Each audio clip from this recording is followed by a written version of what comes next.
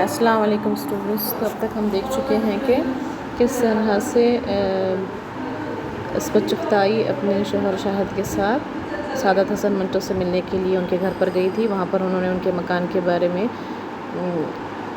تفصیل بتائی ہے، اور جس طرح کا ان کا ظاہری وہ جس طرح سے نظر آتے ہیں اس کے بارے میں بھی انہوں نے بتایا، اور کس طرح سے وہ لوگ باتیں کرنے لگے، اور باتوں میں کافی وقت ہو چکا تھا اور کھانے کے لیے وہ لوگ بیٹھ گئے، اور کیونکہ کافی وقت ہو چکا تھا، اور منٹو نے ان کے لیے کھانے کی جو چیزیں لیں اور وہ کھانے لگے، اور وہ لوگ آپس میں اپنے بامبے ٹاکیز کے بارے میں اور اشوک کمار کے بارے میں، اور جب وہ تحریر لکھ رہے ہیں سعادت حسن منٹو اس کے بارے میں وہ لوگوں کا تفصیلی گفتگو جاری و ساری تھی۔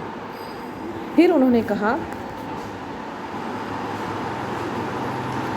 آپ گانگولی کو نہیں سمجھتی، میں سمجھتا وہ میری کہانی میں ضرور کام کرے گا۔ آپ کی کہانی میں اس کا رول رومانٹک نہیں باپ کا ہے، وہ کبھی نہیں کرے گا۔ اور منٹو نے پھر لڑائی ہونے لگتی، مگر ادبی زبان سے یہاں اپنی فکر پڑی تھی، اور وہی ہوا کہ ضدی اور محل بن گئی۔ منٹو کی کہانی رہ گئی۔ منٹو کو اس کی امید نہ تھی اور اسے بڑی ذلت محسوس ہوئی۔ وہ سب کچھ جھیل سکتا تھا، بے قدری نہیں جھیل سکتا تھا۔ یاد رکھیے یہ بات، منٹو سب کچھ جھیل سکتا تھا لیکن بے قدری وہ برداشت نہیں کر سکتے تھے سعادت حسن منٹو۔ ادھر ملک کے حالات بالکل ہی ابتر ہو گئے۔ اس کی بیوی بچے اسے پاکستان بلانے لگے۔ سعادت حسن منٹو کے بیوی اور بچے اس وقت پاکستان میں رہتے تھے، اور اس وقت کے حالات بہت خراب ہونے لگے ملک کے، اسی لیے منٹو نے ہم سے بھی چلنے کو کہا۔ پاکستان میں حسین مستقبل ہے، وہاں ہم ہوں گے، بہت جلد ترقی کر جائیں گے۔ میرے جواب پر منٹو مجھ سے واقعی بددل ہو گیا۔ اتنی لڑائیاں اور جھگڑے میرے اس سے ہوئے، مگر یوں کسی سنجیدہ اصول پر بحث نہیں ہوئی۔ یعنی کہ اب انہوں نے بتایا کہ کس طرح سے ان کے اور سعادت حسن منٹو کی گفتگو ہوا کرتی تھی کسی بھی بارے میں، اور اس وقت مجھے معلوم ہوا کہ منٹو کتنا بزدل ہے، کسی بھی قیمت پر اپنی جان بچانے کو تیار ہے، اپنا مستقبل بنانے کے لیے بھاگے ہوئے لوگوں کی زندگی کمائی پر دانت لگائے بیٹھا ہے، اور مجھ سے اس سے نفرت سی ہو گئی۔ یعنی کہ یہ چاہتی تھی کہ وہ یہیں رہے، بھاگے نہ، اپنے ملک کو چھوڑ کر نہ جائے، وہ یہیں رہے۔ ایک دن وہ بغیر اطلاع کیے اور ملے پاکستان چلا گیا۔ مجھے بڑی حد تک محسوس ہوئی، حد تک یعنی بے عزتی محسوس ہونا، مجھے حد تک محسوس ہوئی، بے عزتی محسوس ہوئی۔ پھر جب اس کا خط آیا کہ وہ بہت خوش ہے، بہت عمدہ مکان ملا ہے، کشاد اور خوبصورت قیمتی سامان سے آراستہ، ہمیں اس سے پھر بلایا تھا۔ ضدی ختم ہو گئی تھی اور ہم نے آرزو شروع کر دی تھی۔ برے وقت آئے تھے اور چلے گئے تھے۔ اس سے پھر 2 خط آئے، اس نے بلایا تھا، ایک سنیما کروانے کی امید دلائی تھی۔ مجھے بڑا دکھ ہوا، اس کی محبت کا پہلے بھی یقین تھا، مگر اب تو اور بھی جانا پڑا۔ میں نے اس کے خط پھاڑ دیے، اس بات سے چڑھ کر کہ وہ میرے اصولوں کی قدر نہیں کرتا۔ میں نے اسے جانے سے نہیں روکا، پھر وہ مجھے اپنے راستے پر کیوں گھسیٹ رہا ہے۔ یعنی کہ سعادت حسن منٹو نے ان کو خطوط لکھی اور خطوط کے ذریعے ان کو یہ بتایا کہ آپ بھی یہاں پر آ جاؤ، اور میں کیا کرنے والوں کو آپ کو ایک سنیما کروانے کی کوشش وہ کر رہے تھے۔ لیکن جو عصمت چغتائی تھی وہ بار بار پریشان ہو رہی تھی ان خطوط کو پڑھ کر، اور انہوں نے آخر کو ایک دن کیا کر دیا، ان سارے خطوط کو پھاڑ دیا، اور وہ واپس نہیں جانا چاہتی تھی سعادت حسن منٹو کے پاس۔ پھر سنا منٹو بہت خوش ہے، مکان چھین گیا، مگر دوسرا مکان بھی خاصا ہے، ایک لڑکی اور پیدا ہوئی، اور سال گزرتے گئے، ایک لڑکی اور پیدا ہوئی۔ منٹو کا ایک خط آیا، کوشش کر کے مجھے ہندوستان بلوا لو۔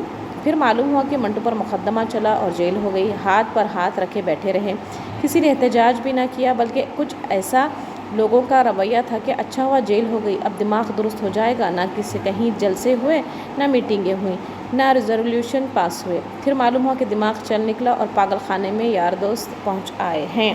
یعنی کہ اب کیا ہوا، سعادت حسن منٹو کو ان کو یہ پتہ چلا کہ سعادت حسن منٹو کیا ہو گئے ہیں، اب کافی مکان چھن گیا، 2 لڑکیاں ان کو پیدا ہو چکی ہیں، اور وہ چاہتے ہیں کہ ہندوستان آ جائے۔ لیکن لوگوں نے کیا کیا، اس وقت یہ سوچنے لگے کہ اگر ان کو پولیس نے قید کر لیا یا مقدمہ ہو گیا ان کے اوپر تو بہت اچھا ہوا، شاید اب کہیں جا کر وہ اچھے ہو جائیں گے۔ اور بعد میں تو پھر تھوڑے دنوں کے بعد یہ پتہ چلا کہ وہ پاگل خانے جا چکے ہیں۔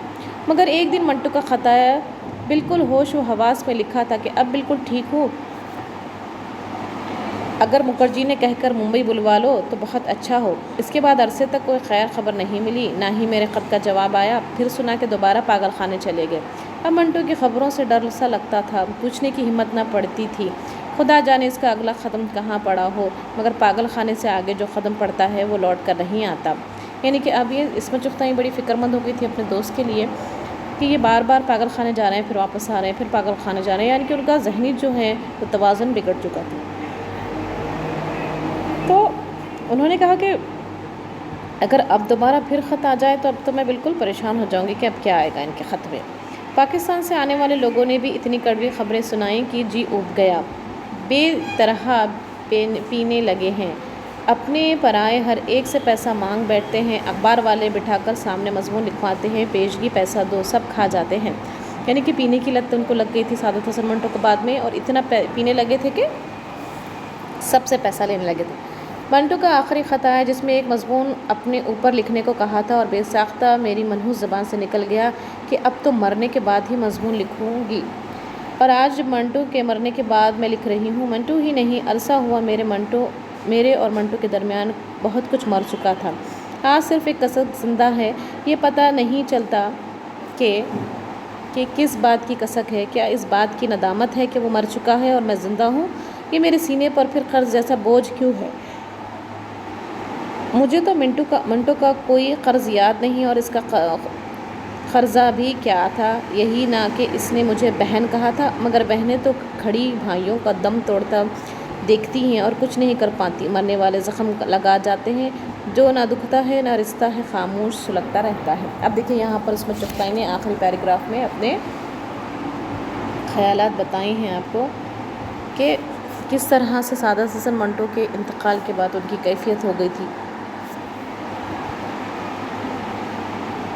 ان کے اوپر کچھ قرض نہیں تھا، صرف قرض اتنا تھا کہ سعادت حسن منٹو نے ان کو ایک بار بہن کہہ کر پکارا تھا، تو ان کو یہ قرض محسوس ہونے لگا کہ بھائی نے اگر کہا ہے مجھے بہن، تو بہن کا فرض کیا ہوتا ہے کہ اپنے بھائی کو مرتا ہوا دیکھے، لیکن میں نے تو وہ بھی فرض پورا نہیں کیا تھا، اور زمانہ کیا کر رہا تھا، مرنے والے کو زخم لگاتا رہتا ہے، اور جو دکھتا ہے رستا ہے، یعنی کہ جہاں پر تکلیف ہوتی ہے انسان اکثر کیا کرتا ہے، وہیں پر دوبارہ اگر کوئی آپ کو زخم دے دے تو دوبارہ آپ کو تکلیف زیادہ محسوس ہوتی ہے، یعنی کہ ان کو بہت زیادہ تکلیف ہے سعادت حسن منٹو کا انتقال ہونے کی۔ میں یہاں پر اپنا سبق ختم کرتی ہوں۔ اگر اس میں آپ کو کچھ مشکلات ہیں، آپ کو کچھ سوالات پوچھنے ہیں تو آپ بے جھجک پوچھ سکتے ہیں۔